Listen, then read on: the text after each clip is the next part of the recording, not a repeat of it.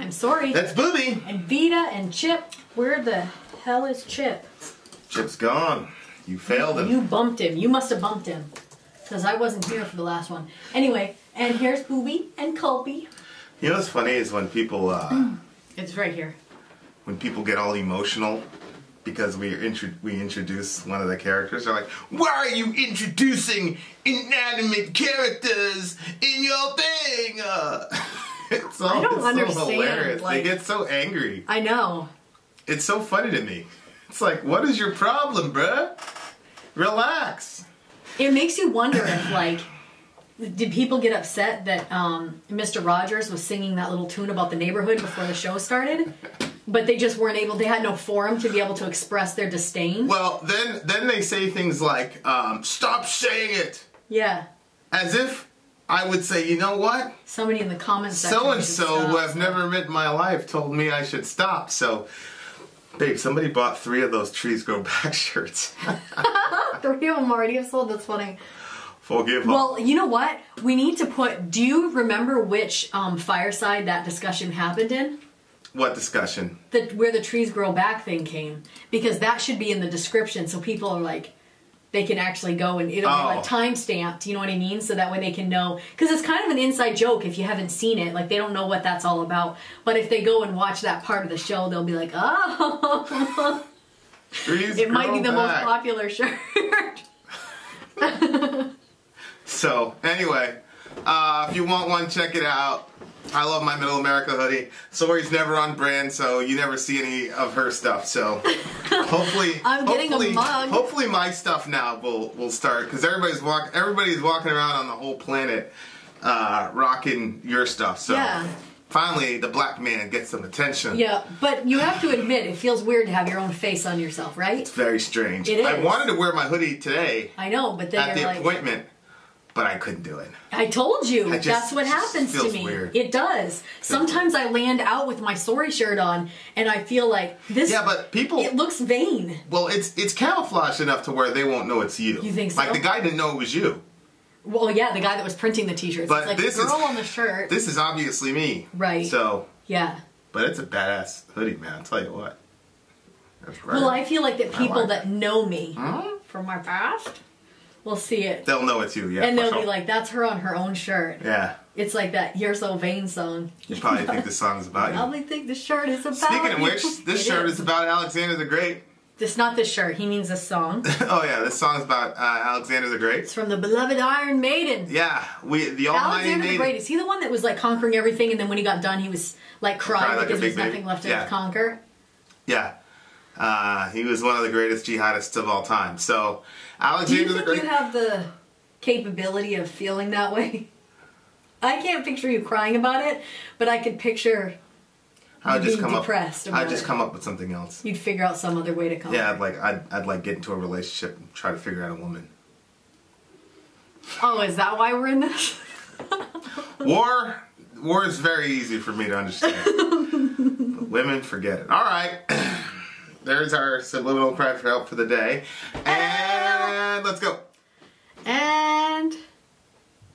oh, wait. One more interruption.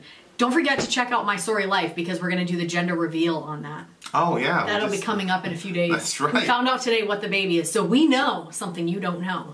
I know something you don't know. Yep. Anyway, so that's going to be...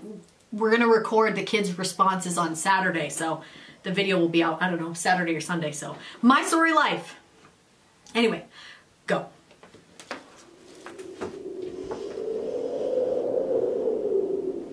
My son, ask for thyself another kingdom, for that which I leave is too small for thee.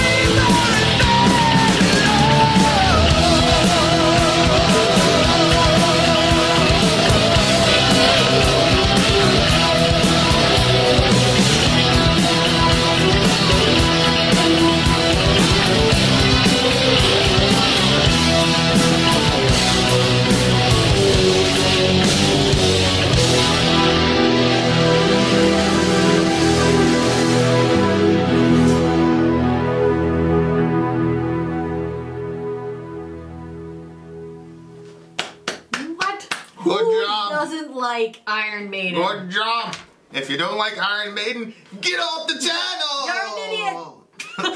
What did you say? You're an idiot. You're dumb. You're a dumb butt.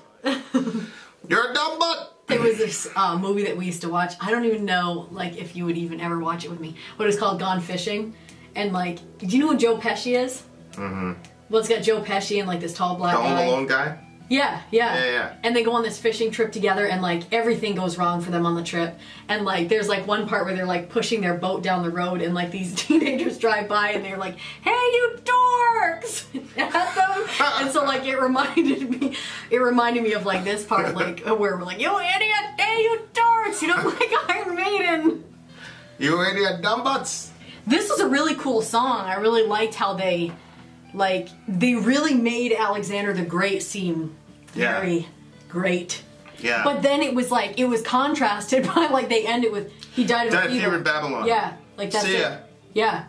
You shall die as men. Yeah. Like, you are just a man. I said you are gods, children of the Most High, but you'll die like men and fall like any prince. Was that Psalm 86? 82. Psalm 82. I thought it was something with a 2. Yeah. I said you are gods, children of the Most High. Yeah. But you will die like men and fall like any prince. There you go, Alexander. Yeah. He was definitely an Elohim on the earth, that's for sure. So what did he do? He just conquered it. Like, he literally conquered all this stuff. Was he, like, a bad guy? Or could you basically, like... Well, any jihadist is anybody who goes out and messes with people who are minding their business and swallows them up. You know, he was one of the 4 beasts. Oh, really? Remember in Daniel? Yeah. There were 4 beasts? Yeah. First was Babylon, then it was Medo-Persia, then it was Greece. And remember when the angel went Daniel was in Babylon. Yeah. And then the angel comes and says, hey man, I was late. Yeah. You know why he was late? Because he was fighting the Prince of Persia. Yeah. Because the Persians were the next one coming. Yeah. And then he says whatever he says to Daniel, and then he goes, I gotta go because I gotta fight the Prince of Greece.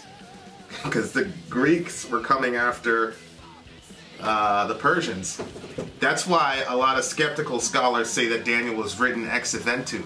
Because it was so accurate. Because it was so accurate. Ex eventu means after the. It's a prophecy that was written after the fact. It sounds like that. Yeah, it's history. It's history it written sounds as like prophecy. after the event. Yeah. So, well, when I'm asking, yeah, I get what you're saying. Like, anybody that goes and fucks with people are just trying to live their life, that they're a bad guy. What I mean by bad guy is, like, Hitler came in and he revamped the whole thing and imprisoned people and killed people. And or is it like, we're taking you over and you basically have a decision whether you're going to follow? That was your decision. your decision. Yeah, I hear what you're saying. Remember there was like a certain group where they basically, well, maybe it was the Romans, actually, when the Romans came in and they kind of took over, but like you could still have your leader as long as you didn't get too crazy, it was going to be okay. The Romans took the idea. So you originally had Hellenization. Yeah. Which, I'm surprised, Hellenization is actually mentioned here. Well, yeah, it talks about him paving the way for Christianity, right? Well, yeah, but that's a separate issue, but we're definitely going to talk about it. Yeah, but that was part of it. Hellenization, isn't that where they made it become like the Greeks? Like everybody had to become Greek? Right. Which means they all spoke one language, which made the Bible easier to go out to all of them. Trade routes and all the rest of it. Yeah. He showed up around 400 years before Jesus and basically set up all of Paul's missionary strategy was paved out by Alexander. Thank you very much. Mashallah tabaraka. So what did he do when he took over? Okay, so was it bad? So it's bad. Anytime you have a warlord, he's bad. Khalas, that's it. Period. I mean, even David, God said, I'm not going to let you build the temple. You got too much blood on your hands, bruh. So, okay, that's bad. Yeah, but people had the choice to say, we can see your exploits, and what did he do when he took over? I'm trying to explain. The first thing I want to say is it's bad. He's bad. Yeah, I know. You would say that. No, anybody would say. Tell me about him. If you were in one of the places that were getting invaded, you'd say he's bad. No, tell me what he does when he takes over. Okay, so when they go over, they initiate this process called Hellenization. Yeah. Which is basically, he had a Greco-centric understanding of the world, that the Greek way of doing things and the Greek mindset was superior to every other mindset on the planet. Which is, there was group that came out after 9/11. It was like Foundation for a New American Century or something like that. Okay. And they basically said, look, our way of life is superior to everybody's. So we need to go to Iraq, we need to go in the Middle East and make them like us. Okay. And people were going, oh my gosh! But most Americans believe that their way of life is superior to everybody else. That's why, remember we had that entire jihad about the hijab. Right. Where I was like, just because a girl's wearing a hijab doesn't mean she's oppressed. Yeah, but there are some, there is some things about American culture that is superior to other cultures, like our hand washing techniques or something. Like, why are you making those faces? Because hand washing isn't a staple of American culture.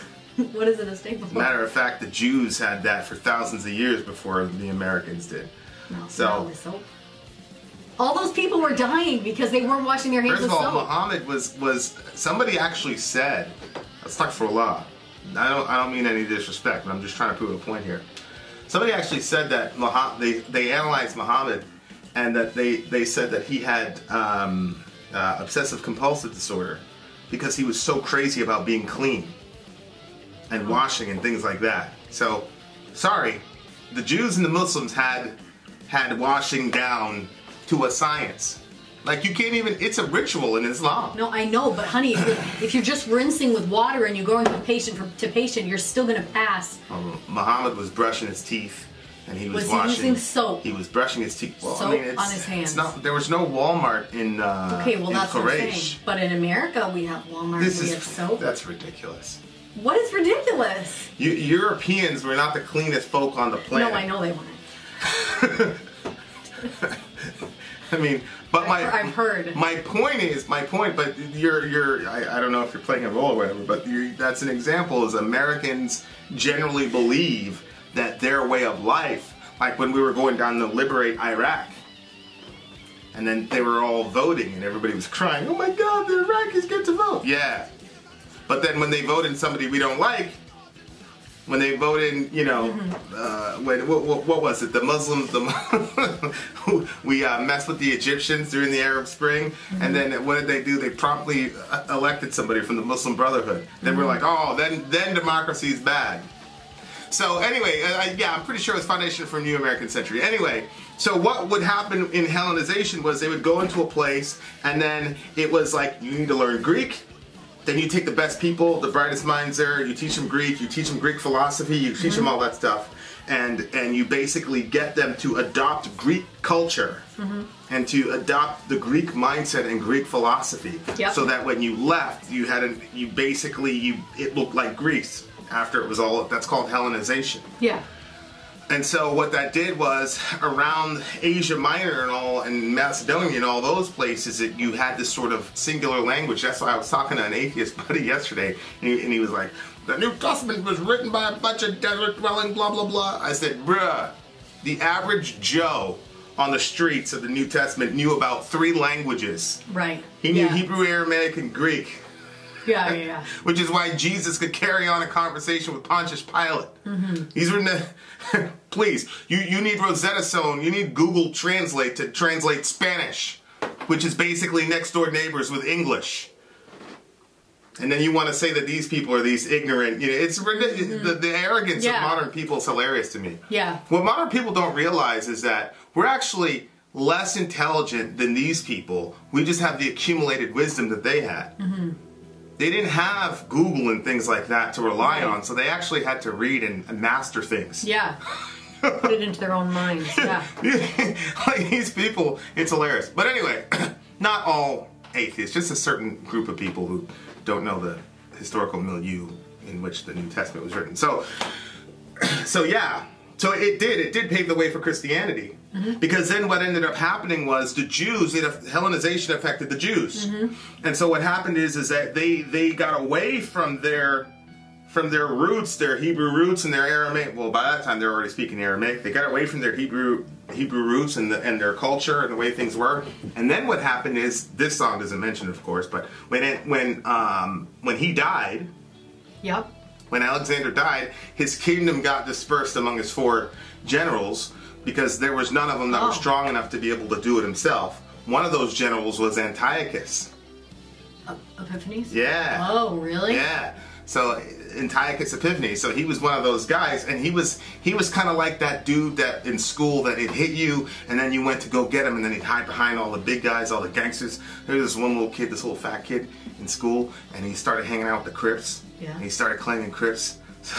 So he would go and mess with all these people. I'd say, look, bro, one of these days you're gonna get rocked. Because you're gonna run into somebody that doesn't care. Because he was my friend, but you know, he was always trying to get me to be a Crip. I was like, nah, I'm good. So I'm walking out of school, and sure enough, his entire I don't want to talk about it. He got wrecked. He got rocked. I told him, but that was pretty much Antiochus. Antiochus was running. So what he would do? Didn't he like slaughter a pig in the temple? Oh yeah, he was and horrible. stuff? Well, what happened is he went out. I think he tried to conquer Egypt and got his ass kicked. Oh. So he's embarrassed. Well, then on the way home, there's little Israel, and of course the Israelites couldn't do anything against it. That's why you use that analogy. So he beat the hell out of the Israelites, and his form of Hellenization was much more aggressive and draconian than Alexander's. Alexander had so much presence that there wasn't really a lot of. All right, you know what I mean. But Antiochus was just very insecure. You could just tell in the way that he wrote and spoke it. So yeah, he did terrible things. He slaughtered a pig on the altar. He threw this woman over a cliff because she circumcised her kid. I mean, just crazy stuff. Crazy stuff. Threw her over a cliff? Yeah, he made circumcision illegal, and this young Jewish lady circumcised her kid. And they found her, and they tied the baby to her neck with something, and they chucked them both over a cliff. Yeah, man. He was evil. That's where the whole book of Maccabees, the intertestamental literature. Oh my gosh. The book of Maccabees was chronicling the jihad between these native Jewish people fighting against Antiochus. Jeez. And all that torture and all that stuff that happened, that was all Antiochus right after Alexander the Great died. But that's what I'm saying. Like, was Alexander the Great like that? Was he disgusting? No, he wasn't like that. But he everywhere he went, he conquered people. So he Whereas Antiochus, he just got his ass kicked, and it was like, okay, you're obviously no Alexander. I see. And so he was just different. When small people have, and you've seen it, anytime you give small people any sort of power, they do that because they're so insecure. They can't take people questioning them. They can't handle it. So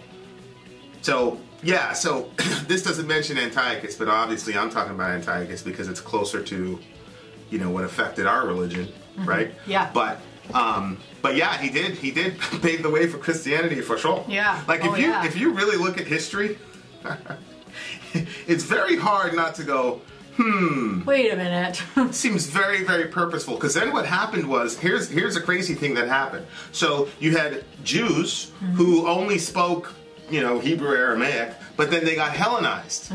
Well, now they're speaking Greek. And so many of them begin speaking Greek that they forget Hebrew. But then when you want to have a religious revival, how are you going to get them to read their Old Testament?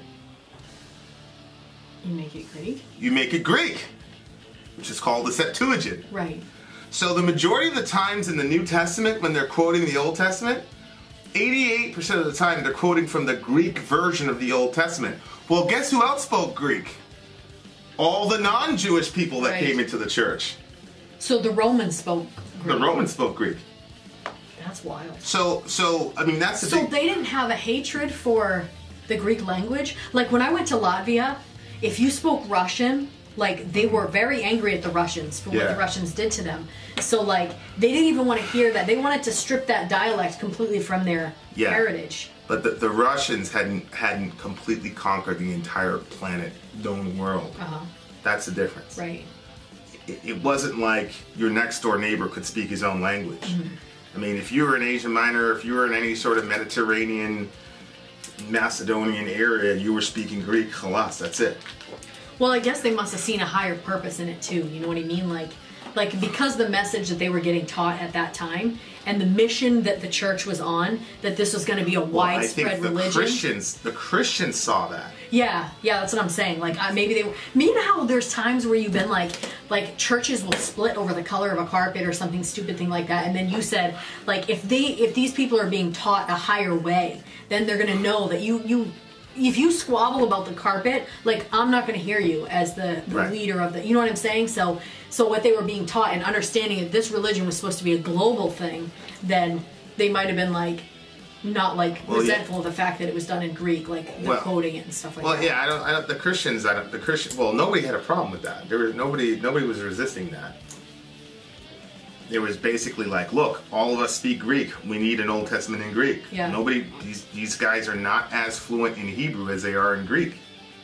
You would think that would have influenced the Catholic Church. Because you know how they wanted everything in Latin? Right. And they didn't want to translate it for the people? Yeah. You would think that the very fact that the majority of, like, New Testament, people were speaking in a language that was common to the majority of the people. Well, that's something we're going to say. That's something that God did. God said, okay, so when we couldn't... So then the Jews had basically been so cut off that now you need a Septuagint, you need a Greek version of the Old Testament. Mm-hmm. But God's plan was to bring non-Jews in as well. But it just so happens now that you have a universal language. So now a non-Jewish person has access to the same body of text that the Jewish person does. Convenient? How convenient! Not. And then you have all these trade routes that work together. So you can, before you didn't have that. Yeah. So it worked. It worked perfectly for the timing of Christianity. Oh yeah. You don't say. Yeah, and that's why I was like, huh, this is good. And I remember thinking to myself when I was listening to the song, I'm like, I'm going to talk about how this affected Christian history, and people are going to be mad, but I don't care because those are historical facts. But he said it explicitly in the song. Yeah. He paved the way for Christianity. Yeah, he did. Thank you very much. Yep. And I mean, there's so many things that Alexander did for Christianity. If you think about it, like Philo he was Jewish, but he also had a lot of Greek background, and Philo's major contribution to the philosophical world was the logos concept. Logos, that's Philo. Oh, really? Yeah, Philo used the term logos and developed it long before John did. John borrowed Philo's term logos. You know, in the beginning was the Word, and Word with God, and Word was God. That's the term logos. Yeah. John just says, yeah, Philo, he's right. The logos, which is a Greek word, is Jesus. Huh. So you can go on for hours and hours about the influence that Alexander the Great had on Christianity. On Christianity and the spread of Christianity. It was like, it's almost as if somebody set the whole thing up. Wait a minute. You actually see this in Acts chapter 7, where the church was initially Jewish, and remember it said the Hellenized Jews were getting shorted on the contributions. Yep. So it's there.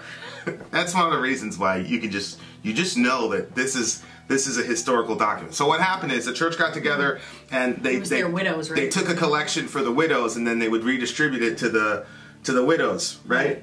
And it says a conflict broke out because the regular native Jews, the real Jews, were shorting the Hellenized Jews, which is exactly what you would expect to happen. Oh yeah. From a historical perspective. Of course. Anyway. Yeah. People who haven't read the Bible don't realize how historical it is and how much historical context you need to understand when you read it. Have you seen a documentary where it does Alexander the Great and the influences that he had on Christianity? They must have bunches of those. What? Really? Usually just books. You know who really does that stuff really good is the Left Behind people. Oh, because really? Daniel speaks about Alexander so much in a prophetic sense that they do a lot of digging into Alexander's career because Daniel was so accurate when he spoke about him. Yeah. I would have thought for sure there'd be a really good documentary on that. Yeah, he's an amazing guy. I mean, he took care of business. He did work. He accomplished a lot in a very short period of time, and it's really a mind-numbing kind of thing because they had this thing called it's right there, the Gordian knot. And legend said whoever untied the knot would be the master of Persia. Yeah. So he had these things where it was like, he was being supernaturally assisted, like the gods were with him. What do you mean the Gordian knot? There's this thing called the Gordian knot. Yeah. The king of Phrygia. You know there's a Phrygian scale in guitar? Shout out to the big homie Sean. There's a Phrygian scale. There it is, Phrygia. He had bound a chariot yoke. Oh. And it's... Yeah, but it says he cut it. He didn't untie it. Well, it's pretty much the idea. What do you mean the idea? That's the same idea. It's kind of like, it's the same kind of motif as, who's the other guy? The white dude, the European guy, with the sword and the stone and whoever pulls the sword. Yeah, so he had all these things where it's like, oh, the gods are with him.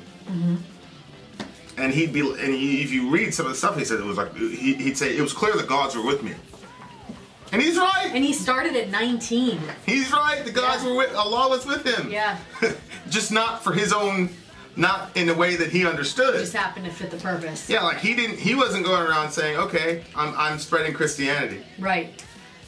Like I'm going to be like probably one of the singular most important people in Christian history that most Christians have no idea about.